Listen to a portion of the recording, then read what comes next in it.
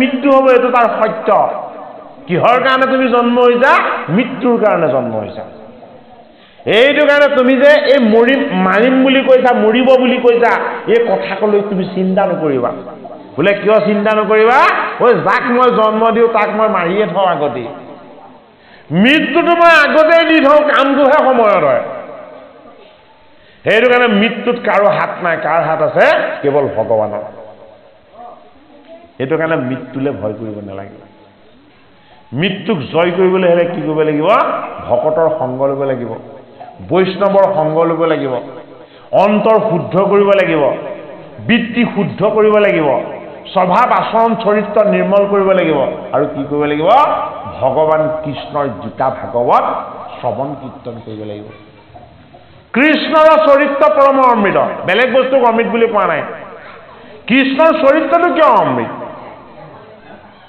কৃষ্ণৰ স্বভাৱটো অমৃত বুলি কোৱা নাই কিন্তু কৃষ্ণৰ অনুশীলন অমৃত বুলি কোৱা নাই কিন্তু কৃষ্ণৰ আচৰণ অমৃত বুলি কোৱা নাই কিন্তু কৃষ্ণৰ চৰিত্ৰ অমৃত গতিকে এটা বস্তু চৰিত্ৰ হ'বৰ কাৰণে কেৰেক্টাৰ হ'বৰ কাৰণে তিনিটা ষ্টেজ অতিক্ৰম কৰিব লাগে এই তিনিটা ষ্টেজ অতিক্ৰম কৰিলে সি কি হয় সি কেৰেক্টাৰ হয় চৰিত্ৰ হয় সেইটোকেহে শাস্ত্ৰত কৈছে কৃষ্ণৰ চৰিত্ৰ এই তিনিটা ষ্টেজ কি প্ৰথম এক্সাৰচাইজ অনুশীলন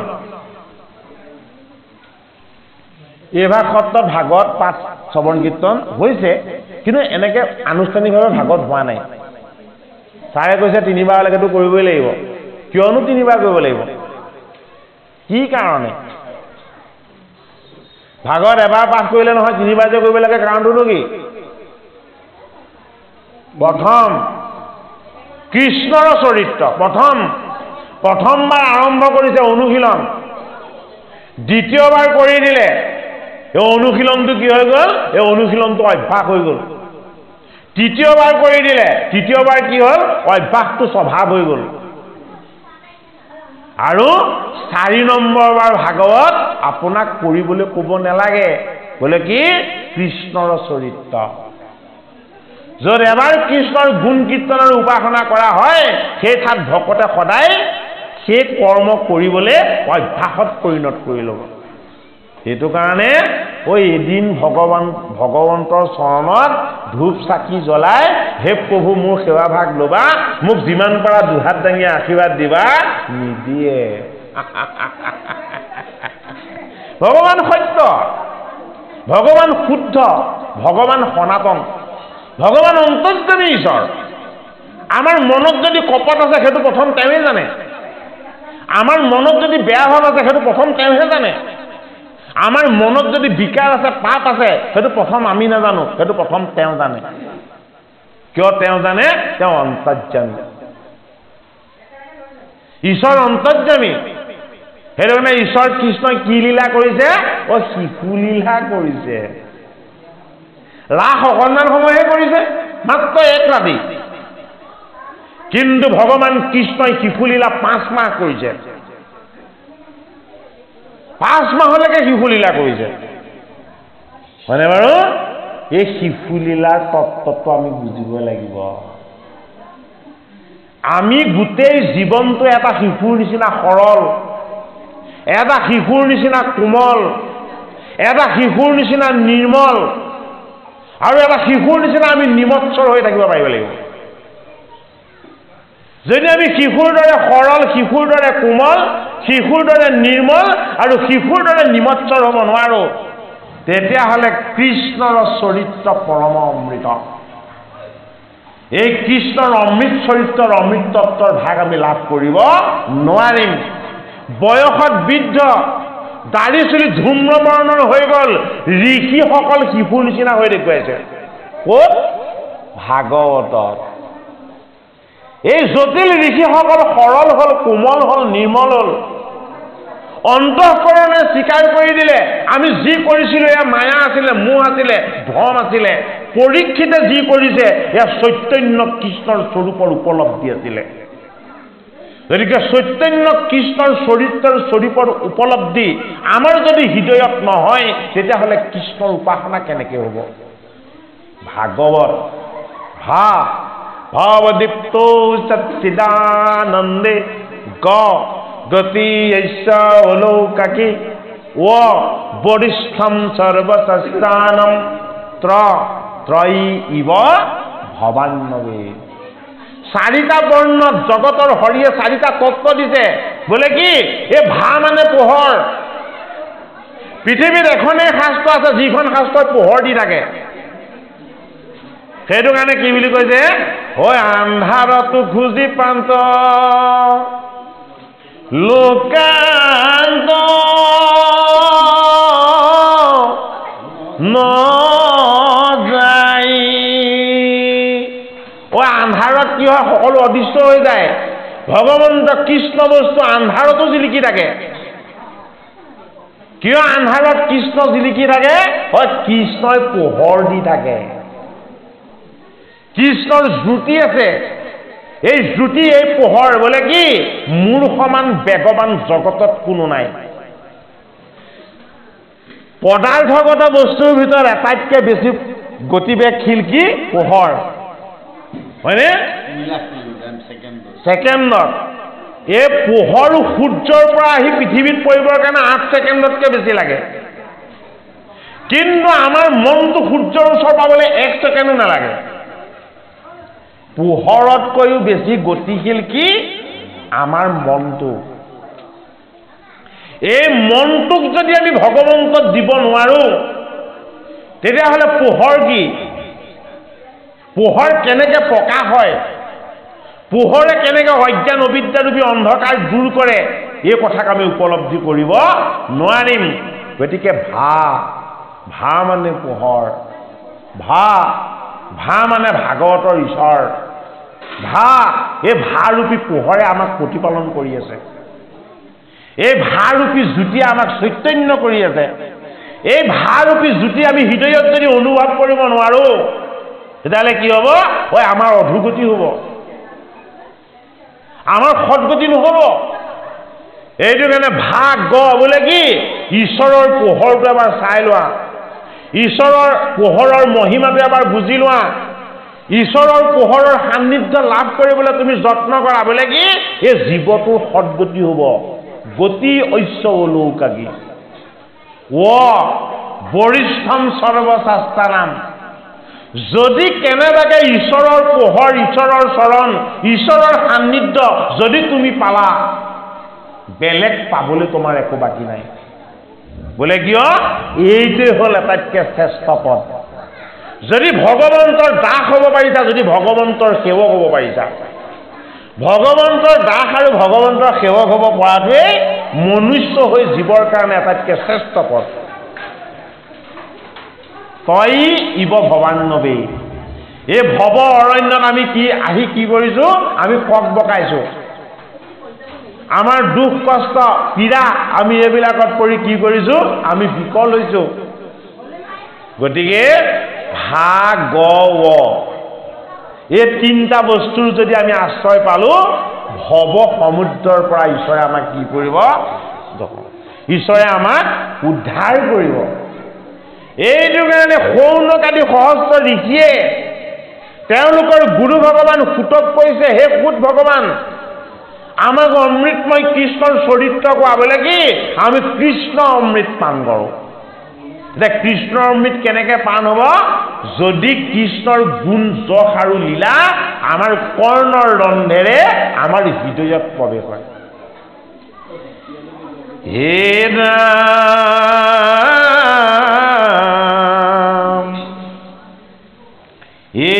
ভিত্ত যেন খাতে পৃথি বীৰ ৰাজা যত, হে কৃষ্ণত ভকত তেন্তে হে মহাভাগৱত,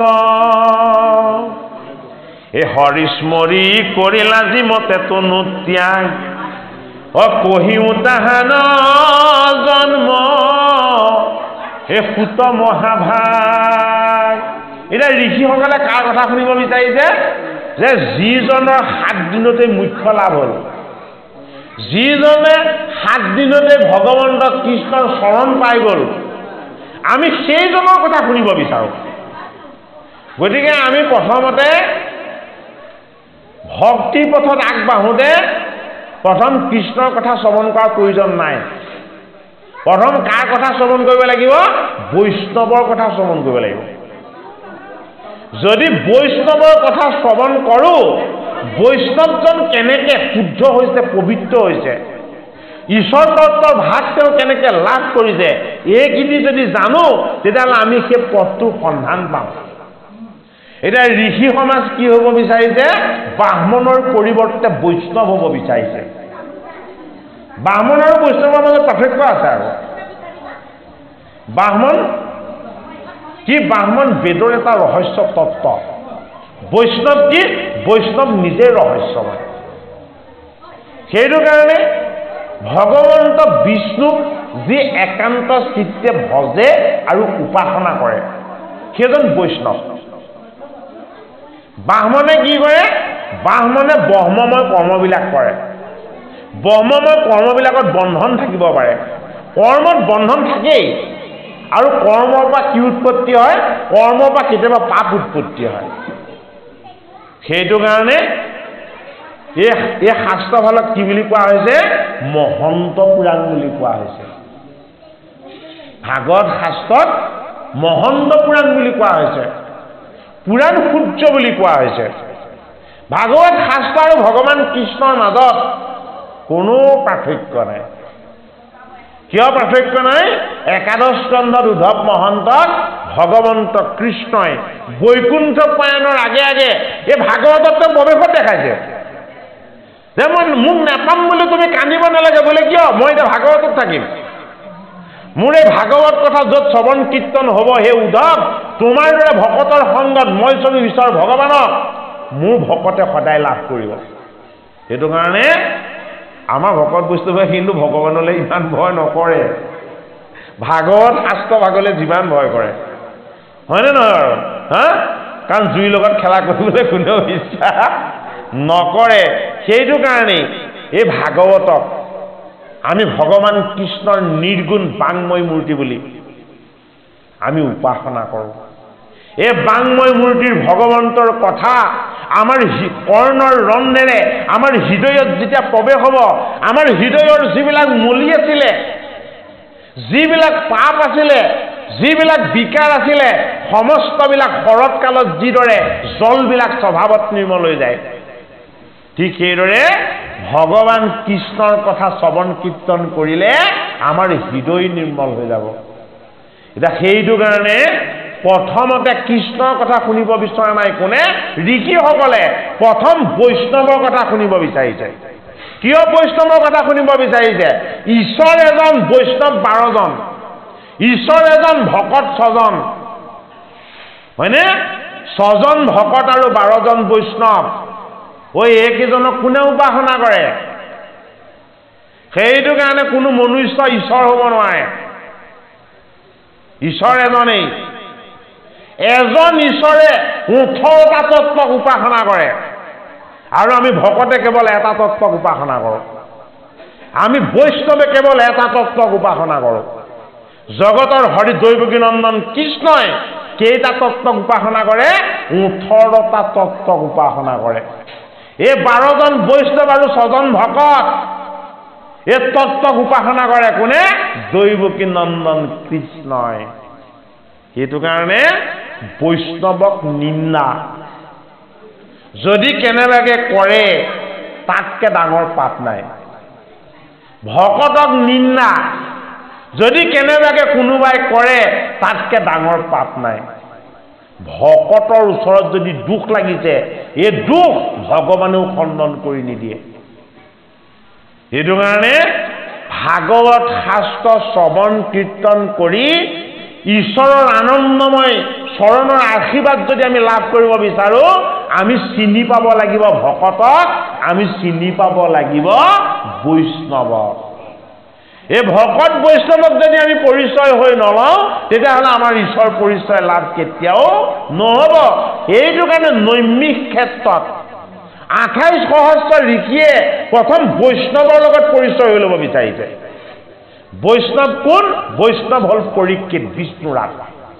এতিয়া এই পৰীক্ষিতৰ কথাহে সুতৰ মুখপদ্মে ঋষিসকলে শ্ৰৱণ কৰিব বিচাৰিছে।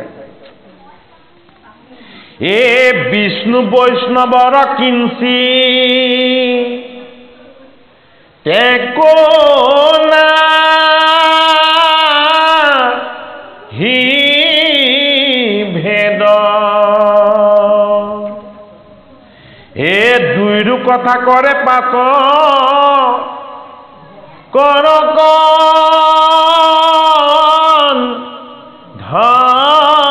ধছেদ সুতক কৈছে বৈষ্ণৱ পৰীক্ষিতৰ কথা কোৱা। সৌনক আদি ঋষিয়ে তাক যুক্তি আগবঢ়াইছে কিয় পৰীক্ষিতৰ কথা তেওঁলোকে শুনিব বিচাৰিছে। তেওঁলোকৰ মনত কি হৈ গ'ল? মনত ভগৱত প্ৰাপ্তি হৈ গ'ল। ঈশ্বৰ কৃষ্ণৰ স্বৰূপ তেওঁলোকৰ হৃদয়ত উপলব্ধি হৈ গ'ল। কেনেকৈ কৃষ্ণৰ স্বৰূপ উপলব্ধি হৈ গ'ল? যে যিজন বিষ্ণু এইজনেই বৈষ্ণৱৰ তত্ত্ব। এইটো কাৰণে কৃষ্ণৰ কথাই যিদৰে আমাৰ পাপ মোচন কৰিব পাৰে, বৈষ্ণৱৰ কথাইও আমাৰ পাপ মোচন কৰিব পাৰিব। অৰ্থাৎ ডাঙৰ জুই কৰা আৰু সৰু জুই কৰাৰ মাজত একো পাৰ্থক্য নাই, একেই অগ্নি। সাপৰ সৰু বৰ নাই, সাপ হ'ল কাল, হয়নে বাৰু? আৰু অগ্নিৰ সৰু বৰ নাই, অগ্নি হ'ল ঈশ্বৰ।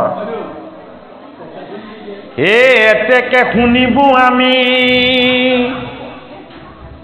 ভক্ত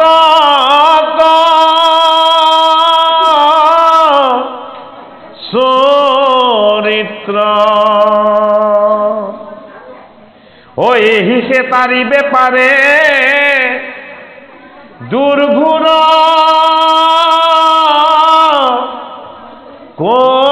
কলিত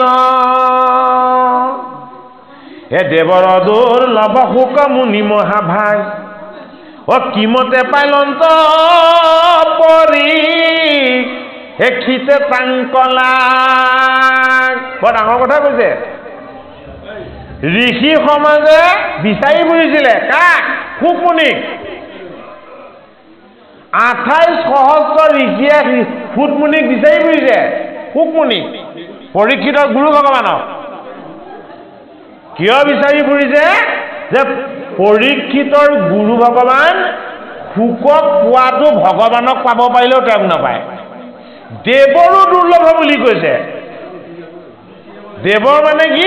দেৱতাসকলক পোৱাটো যিদৰে দুৰ্লভ, যিদৰে দেৱতাৰ সংগ প্ৰত্যক্ষে পাব নোৱাৰি, সেইদৰে ঋষি সমাজে কৈছে যে শুকৰ দৰে মুনিৰ যিজন ভগৱান ৰূপ, ভগৱত ৰূপ, সেই মুনিজনৰ সংগ পোৱাটো দেৱৰো দুৰ্লভ।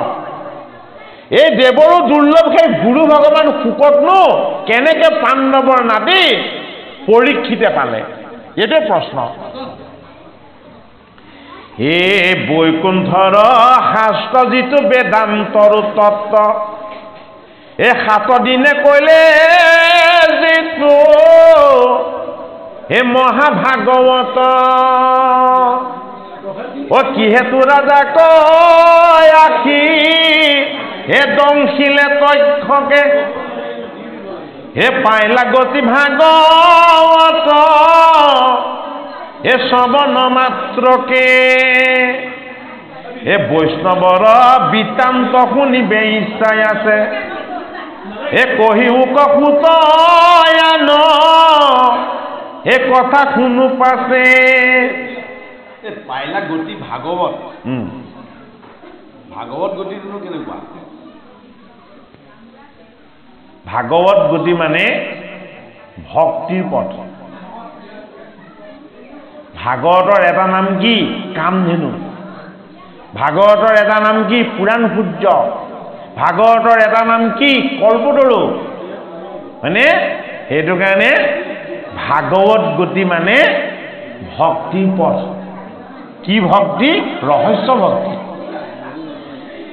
হে ৰাম এ কিহেতৰা জাকৱাখি দংশিলে তথ্যকে এ পাইলা গতি ভাগৱত এ শ্ৰৱণ মাত্ৰকে বৈষ্ণৱৰ বিতান্ত শুনিবে ইচ্ছাই আছে কহিও কহুতয়ান কথা শুনো পাছে হেন শুনি কুতে বিনা অন্তয় বনতে হয় আমি কুলিয়ে নহেন আছিল মনতে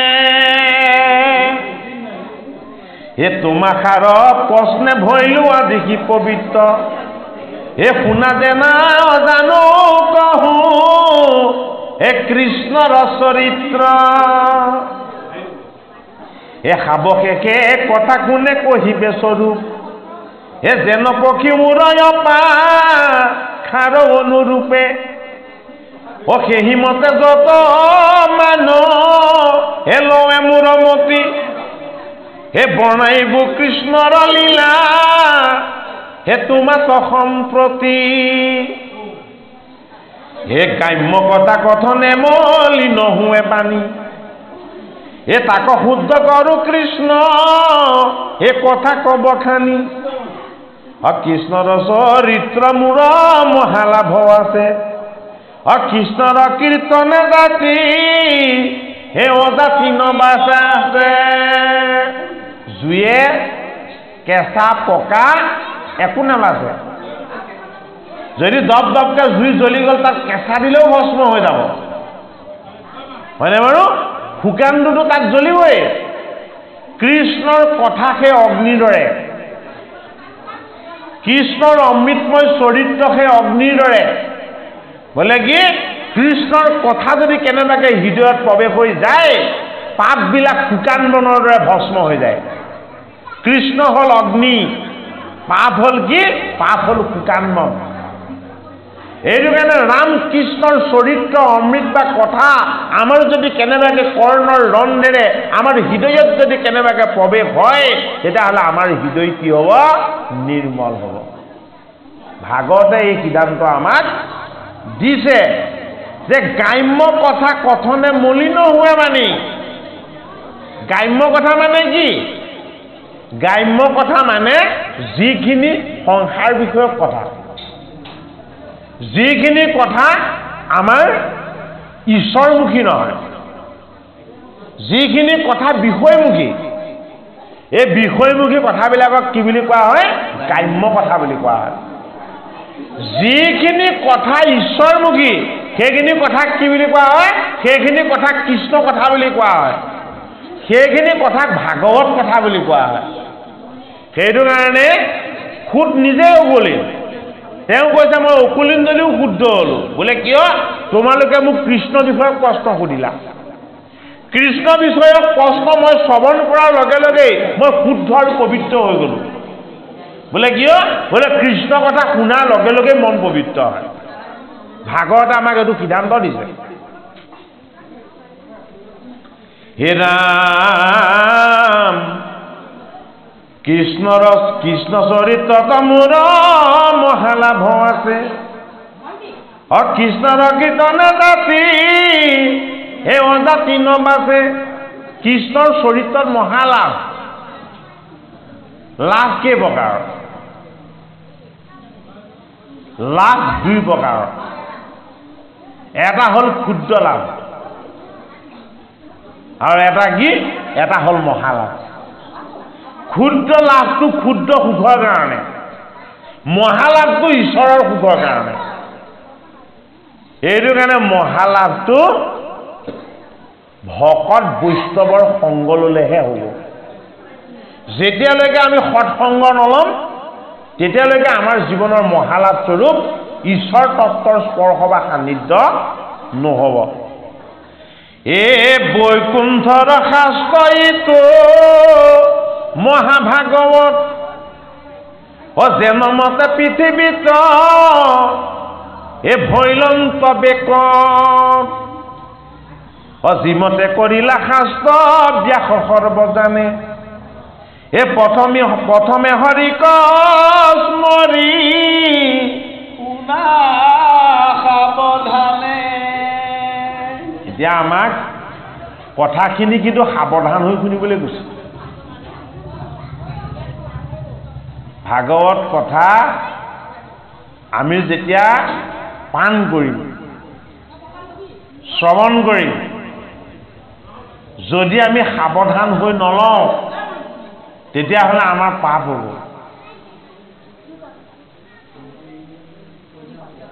বৰ ডাঙৰ ৰহস্য কথা এইটো কাৰণে। আমাৰ সমাজত এটা প্ৰচলিত বাক্য আছে যে গীতা ভাগৱত য'তে ত'তে পাঠ নহয়, যেনেকে তেনেকে পাঠ নহয়, যেনেকে তেনেকে পাঠ নহয়। তাৰ এটা গুৰুমুখী পৰম্পৰা আছে, যিটো আমি গুৰুমুখী পৰম্পৰা বুলি কৈছোঁ। সেই গুৰুমুখী পদ্ধতিৰ যোগেদিহে ভাগৱত গীতা শ্ৰৱণ কীৰ্তন হয়। ভাগৱত পাঠ কৰাৰ আগত সদায় প্ৰসংগ কৰি লোৱা হয়। প্ৰসংগ ভাগ কিয় কৰিব লাগে? ভাগৱত নমাবৰ কাৰণে কৰিব লাগে নেকি? নহয়। ভাগৱত পৰিপূৰ্ণ ঈশ্বৰ তত্ত্ব, ই কাৰো সহায় ল'ব নালাগে। ভাগৱত পৰিপূৰ্ণ ঈশ্বৰ তত্ত্ব, ভাগৱতে নিজে প্ৰকাশ কৰিবৰ কাৰণে কাৰো সহায় ল'ব নালাগে। কিন্তু ভাগৱত পাঠ কৰাৰ আগত যে আমাৰ প্ৰসংগন কৰে, কি কাৰণে কৰে? প্ৰসংগ হোৱাৰ পাছতে ভাগৱত পাঠ হয়, কি কাৰণে? এইটো কি, তাৰ তত্ত্বগত কাৰণটো কি? ভাগৱত শ্ৰৱণ কীৰ্তন কৰিবলৈ আমি সাৱধান হৈ ল'ব লাগিব। এয়া অগ্নি, যদি কেনেবাকৈ ইয়াৰ পৰা মনটো আমাৰ আঁতৰি বেলেগলৈ যাবলৈ হয়, এই অগ্নিয়ে আমাক দহন কৰিব, ভস্ম কৰিব। এইটো কাৰণে ভাগৱত কথা শ্ৰৱণ কৰিবলৈ হ'লে মন প্ৰাণ কেৱল ভাগৱতত দি দিব লাগিব। মনটো যদি কেনেবাকৈ ভাগৱতৰ পৰা আঁতৰি বেলেগলৈ গুচি যায়, তেতিয়াহ'লে ইয়ালৈ নহাহেঁতেনেই ভাল আছিলে। ইয়ালৈ নহা সকলো পুণ্যৱান হৈ থাকিলে, ইয়ালৈ আহি যদি ভাগৱত কথাত কাণ নিদি কেনেবাকৈ বেলেগলৈ কাণ গ'ল, তেতিয়াহ'লে বহুত পাপ হৈ যাব। সেইটো কাৰণে মনটোক আমি ভাগৱত কথাত লগাবলৈ হ'লে প্ৰথম সাৱধান তেনেকেহে হ'ব লাগিব। কেনেকে? ভকতৰ মুখে ভগৱানৰ নাম শুনি ল'ব লাগিব। এই ভগৱানৰ নাম আৰু প্ৰসংগ, প্ৰসংগ মানে কি? এই নামখিনি আমাৰ হৃদয়ত ক্ৰিয়া কৰি থাকিব লাগিব। নাম গুণ শ্ৰৱণ কীৰ্তন কৰাৰ পাছত আমাৰ মনটো যাতে বিষয়মুখী কেতিয়াও নহয়, সংসাৰমুখী কেতিয়াও নহয়, বাহ্যিকমুখী কেতিয়াও নহয়। আমাৰ মনটো যাতে ভগৱন্তৰ কথাত লাগি থাকে। কিমান সময়? যিমান সময় এই ভাগৱত চৰ্চন হৈ থাকে। সেইটো কাৰণে আমি আপোনালোকক এইটো নিবেদন জনাইছোঁ যে ভাগৱত পাঠ পৰ্যালোচনা হৈ থাকোঁতে মনটো বেলেগত নিদিব। হে ৰাম, এদিনে কপূৰ্বত পৰা সৰসূত ঋষি, এ বদৰিকাশ্ৰমতয়া সন্ত ব্যাস বসী, হে উগুল থগুল মন নাহি সুখ শান্তি, হে নপান্ত উপায় একো, হে মনে গুণী গান্ধী। চাই অকণ পাছত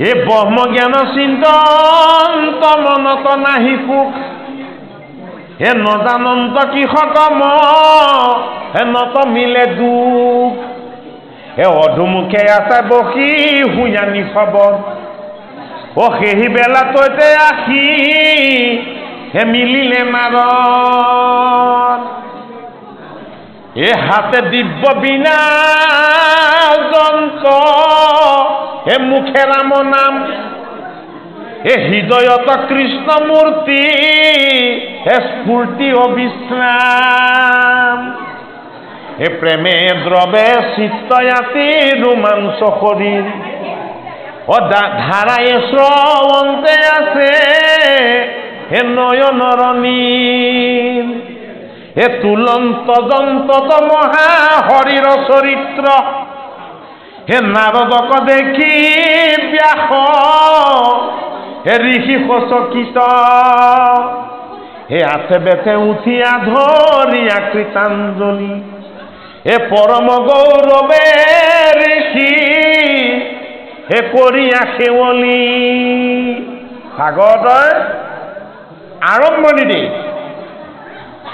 প্ৰথম এটা সংবাদ দিছে ভাগৱতত 6টা সংবাদ আছে কমেও প্ৰথম সংবাদটো কি দিছে ভাগৱতৰ প্ৰথম সংবাদটো হ'ল সুত সৌনক সংবাদ অৰ্থাৎ সুত হ'ল কি সুত হ'ল গুৰু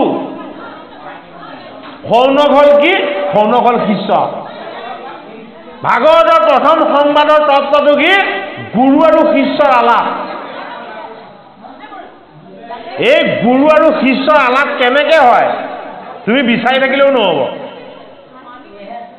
তুমি আকাংক্ষা কৰি থাকিলেও নহ'ব সংকল্প ল'লেও নহ'ব পাৰে কেনেকে মিলিব আপোনা আপুনি মিলে কেতিয়াবা কেনেকে আপোনা আপুনি মিলে এটা সুতমুনিয়ে সৌনক আদি সহস্ৰ ঋষিক কৈছে বোলে কি হ'ল ওই এদিন বেদব্যাস বদৰিকা আশ্ৰমত উগুল থুগুল আৰু অস্থিৰ হৈ আছে কি কৰিলো বুলি তেওঁ মন অশান্ত হৈ আছে তেওঁ নিজৰ মনটো ব্ৰহ্মময় জ্ঞানৰ যোগেদিও শান্ত আৰু সুস্থ কৰি ল'ব পৰা নাই অশান্ত বেদব্যাসক দেখা পালে কোনে ও দেৱঋষি নাৰদে দেৱঋষি নাৰদক কি শান্ত প্ৰশান্ত স্বচ্ছ আৰু নিকা বোলে কি ও দেহৰ তন্তুবিলাকত ৰাম নামৰ জংকাৰ উঠাইছে মুখত ইখত ইখত হাঁহি হৃদয়ত ভগৱান কৃষ্ণৰ মূৰ্তি আৰু কি তেওঁ নিজেই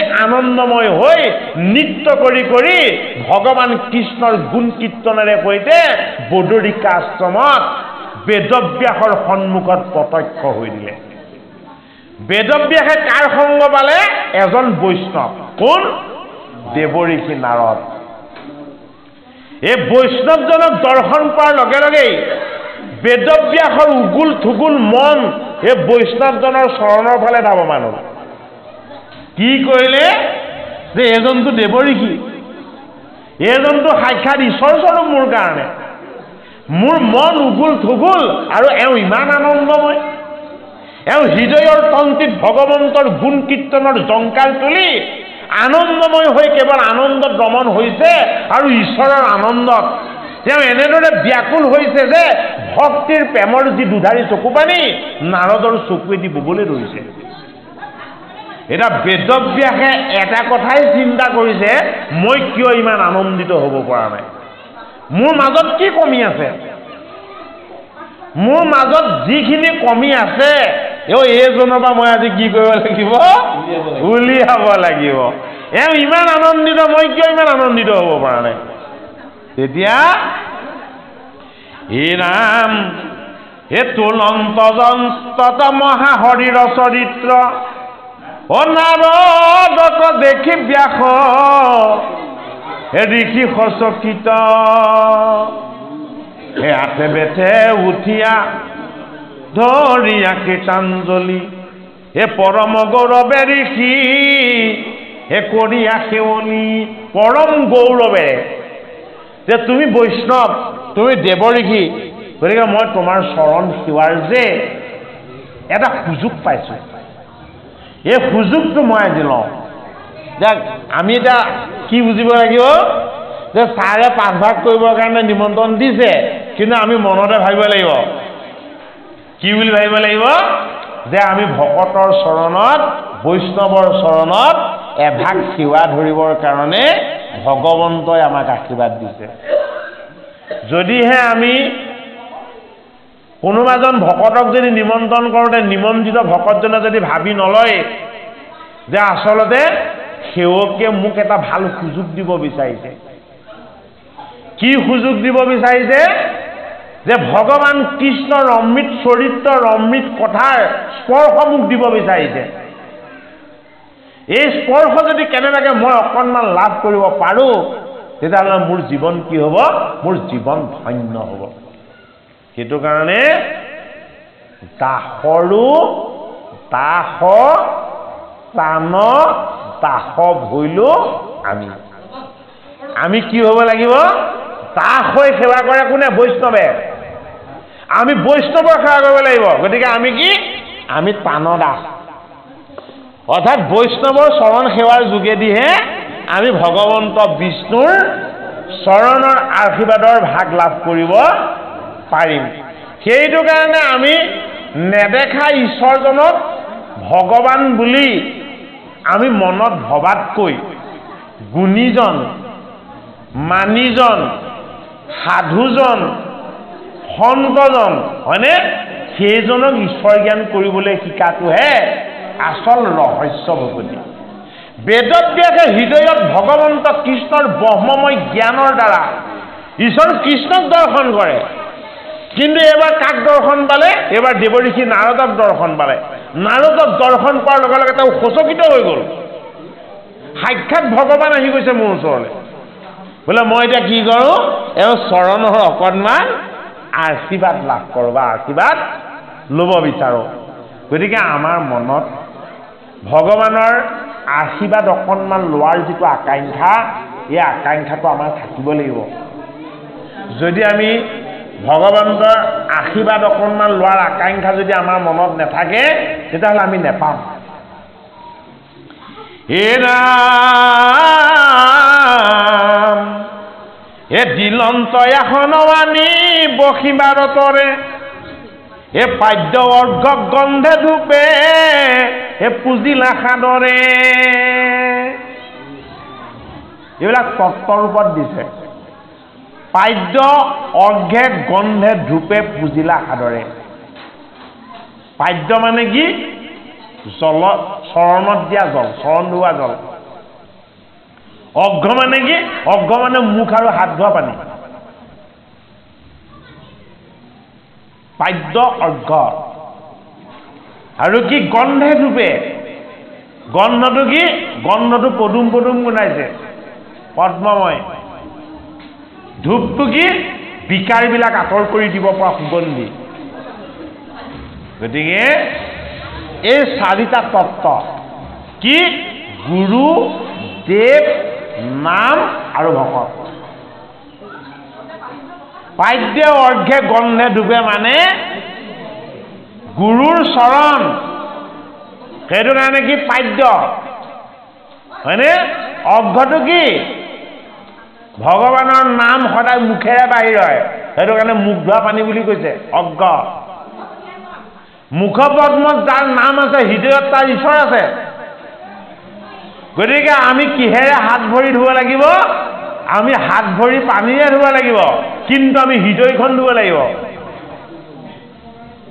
হৃদয়খন কিহেৰে ধুব লাগিব অক্ষৰ ব্ৰহ্ম ভগৱানৰ নাম বস্তুৰে ধুব লাগিব সেইটো কাৰণে পাদ্য অৰ্ঘ এই অৰ্ঘৰূপী নামটো কি বস্তু নামটো কি নামটো হ'ল সুগন্ধিময়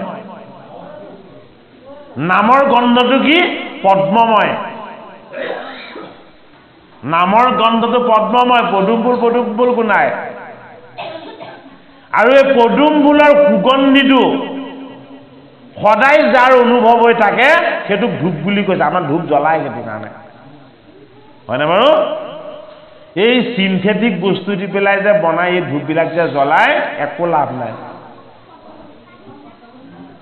এইটো এনেই জ্বলাই এনেই পইচা খৰচ কৰে হয়নে ধূপ গছ ক'ত জ্বলিব লাগিব আমাৰ হৃদয়ত জ্বলিব লাগিব আমি যেতিয়া অনুভৱ কৰিব পাৰিম যে ভগৱন্ত কৃষ্ণৰ চিন্তন মনৰ আৰু ভাৱৰ দ্বাৰা মোৰ হৃদয়ত ভগৱন্তৰ সুগন্ধি প্ৰকাশ হৈছে এই সুগন্ধি মই নাসিকাৰ ৰন্ধেৰে এবাৰ ভিতৰলৈ নিছোঁ আৰু এবাৰ নাসিকাৰ ৰন্ধেৰে মই ইয়াক বাহিৰলৈ উলিয়াইছোঁ ভগৱন্তৰ চৰণ পদ্মৰ চন্দন তুলসীৰ সুগন্ধি আমি যদি আমাৰ নাসিকাৰ ৰন্ধেৰে আমি যদি হৃদয়ত অনুভৱ কৰিব পাৰিছোঁ ইয়াক ধূপ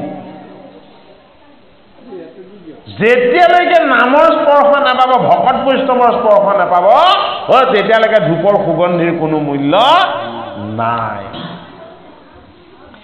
হে নাম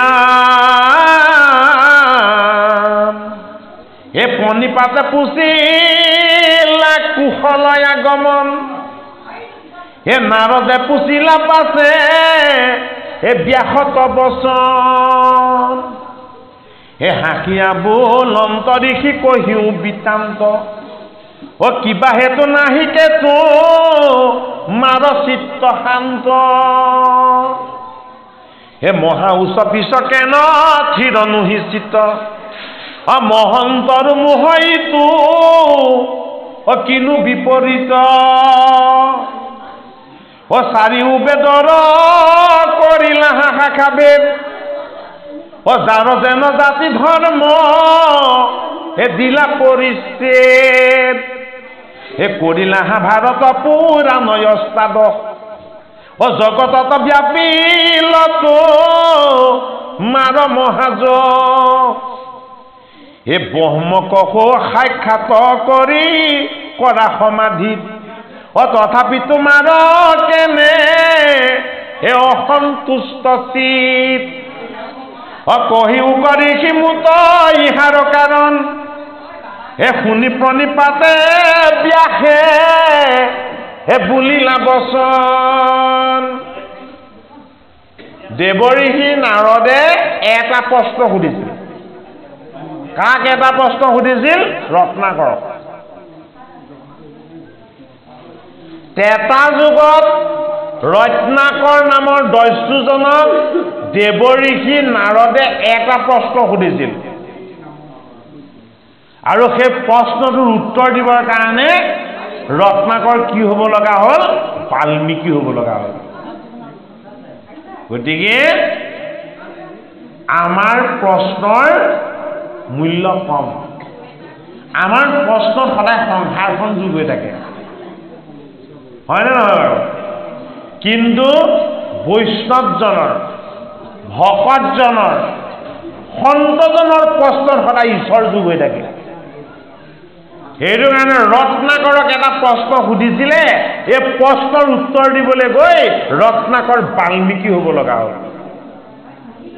বেদব্যাসে 4খন বেদক বিভাজন কৰিছে 17খন পুৰাণ ৰচনা কৰিছে অষ্টদশদল মহাভাৰত নিৰ্মাণ কৰিছে মহাভাৰতৰ ষষ্ঠ পৰ্বৰ অন্তৰ্গত দিব্য জ্ঞানময় গীতা প্ৰণয়ন কৰিছে ইমানখিনি কৰাৰ পাছতো বেদব্যাসৰ চিত্তটো শান্ত নহয় অশান্ত অস্থিৰ আৰু মহন্তৰো এনে মূৰ্খ কিয় হৈছে কোনে প্ৰশ্ন কৰিছে দেৱঋষি নাৰদে প্ৰশ্ন কৰিছে বেদব্যাসে কৈছে মোৰ হাতত তাৰ উত্তৰ নাই যদি মই উত্তৰ থাকিলেহেঁতেন মই তাৰ সমাধান কৰিলোহেঁতেন এতিয়া প্ৰশ্নটো আকৌ কালে আগবঢ়াই দিলে প্ৰশ্নটো আকৌ নাৰদলৈকে আগবঢ়াই দিলে এতিয়া নাৰদে তাৰ উত্তৰটো দিব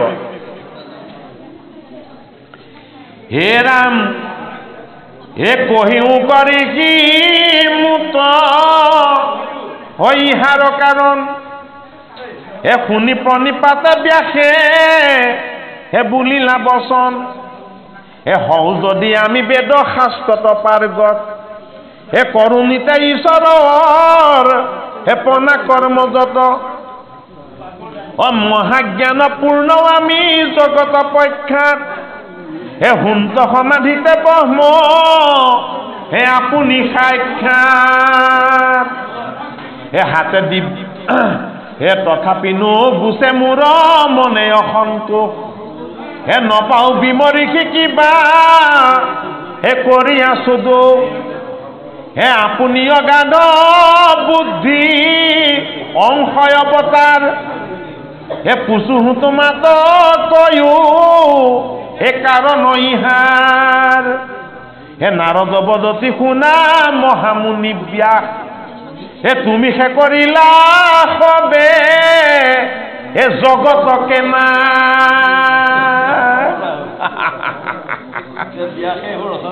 টিকালজ্ঞ পনেতা পৰমেশ্বৰ বেদব্যাসক দ্বিধাহীন হৈ সাহসেৰে আৰু উদাত্ত কণ্ঠে দেৱঋষি নাৰদে উত্তৰ দি দিলে বোলে কি এই গোটেই জগতখনক তুমি নাশ কৰিছা কম ডাঙৰ কথা কোৱা নাই কিন্তু নিজৰ গৃহতে গৈ গালি পাৰি থৈ আহিছে নহয় বাৰু অৰ্থাৎ সাধুখণ্ড মহন্তজনে তেওঁ কৰা দুখটো দেখুৱাই দিলে আনন্দহে প্ৰকাশ কৰে সন্তজনে দুখ দেখুৱাই দিলে কেতিয়াও অসন্ত নহয় তুমি সে কৰিলা সবে জগতকে নাশ নিৰন্তৰে পশুৰল আইলা তুমি প্ৰাণ নাহি মন্দ কৰ্ম ইয়াৰ ইহাৰ সমান হে আকস্মিতে লোকক কৰাইলা হিংসা ধৰ্ম হে নুবুজিলা তুমি বে তৰ তত্ত্ব মৰ্ম এ গৰহিত কৰ্ম কহিলা ধৰ্ম বুলি হে তোমাৰ বচনে লোক হে নাখিল সমূলি এ স্বভাৱতে লম্পট বিষয়ত অনুৰাগ এ স্বৰ্গ পাইব বুলি ৰংগে এ কাটে সংসাৰ এ কৰে নানা হিংসা ধৰ্ম নানা দেৱ পূজে এ পুণ্যক্ষয় ভৈলে কোনো হে নৰকত মজে এ যদি জ্ঞানী গণে তাক কৰে নিবাৰণ হে আউৰ তাৰ বাক্য নমা হে নয় একোজন হে বোলে উপলম্ব কৰি বচন খণ্ডিত ব্যাসত অধিক ভৈলে হে হন্তে পণ্ডিত আপুনি অকণমান চাহ কওক অকণমান ব্যাখ্যাও কৰক মই অকণমান চাহ খাওঁ দেই এইখিনিতে এটা কথা আহিল আমাৰ পাঠকে এটা কথা কৈছে এবাৰ ক'লে 2800 সহস্ৰ ঋষি বেদত প্ৰধান মানে 2800 সহস্ৰ ঋষিয়ে এই ভাগৱত পান কৰিবৰ কাৰণে সুতে পাঠ কৰা ভাগৱত পান কৰিবৰ কাৰণে 60টো অধিক 60,000 ঋষি এই ভাগৱত শাস্ত্ৰ শুনিছে এবাৰ কৈছে 28,000 এবাৰ কৈছে 60,000 ইয়াৰ তফাতটো কোনখিনিত আহিল সেইখিনি যদি ক'বলৈ যোৱা